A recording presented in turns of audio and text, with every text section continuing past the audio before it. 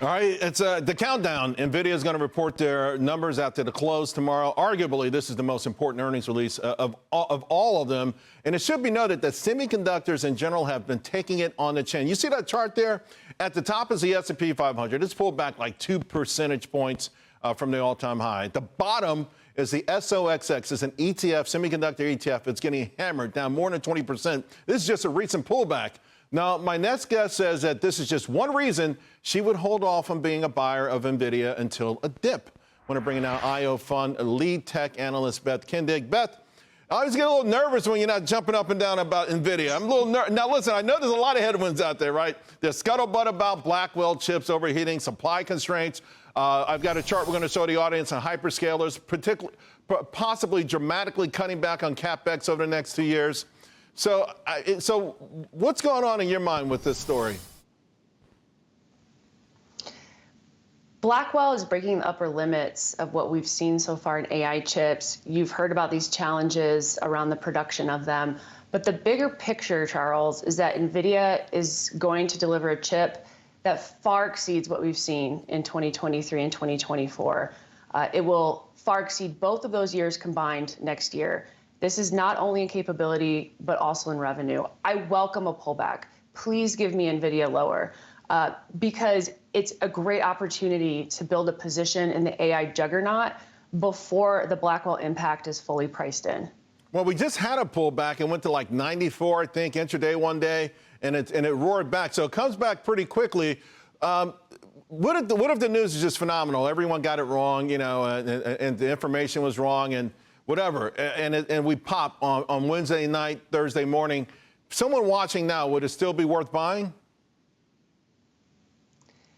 Yeah, Nvidia will be trading higher this time next year. It will be trading higher this time in 5 years. Give me 10 years. We're going definitely the world's most valuable company. This is the best stock of the decade. We are 4 years in. Let me ask you about a company that a stock that gave them some competition for a large part of the year, Supermicro. You know, I saw where you posted on there a lot of things, including the scuttlebutt about a potential lost order to Dell, the delisting drama. One of my guests told folks to buy this last Thursday. They're up 46% on it. She thinks it's gone higher.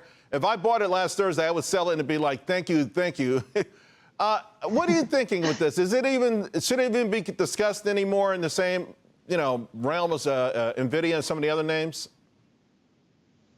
We specialize in quality. We really like to track those supply chain signals, get in front of the market, and in the safest manner possible tech.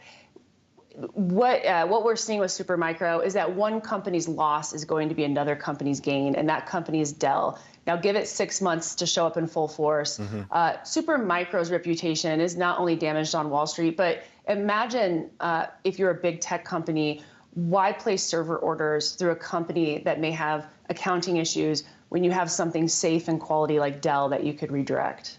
Now, I know you've been allocating big time to crypto. In fact, you've talked about it a lot, and you loaded up on Coinbase. What's the overall value proposition here?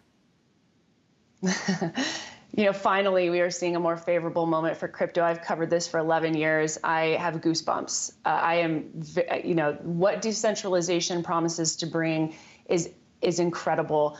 Ways to participate. You know, we had a large position in Coinbase going into the election. On the surface, Coinbase is a leveraged Bitcoin bet. But if you look a little deeper, it also has over 50% cash flow margin and is sitting on $8 billion in cash. When you compare it to altcoins or you compare it to other highly volatile crypto stocks, this one stands out, again, going back to that quality discussion in terms of risk and reward.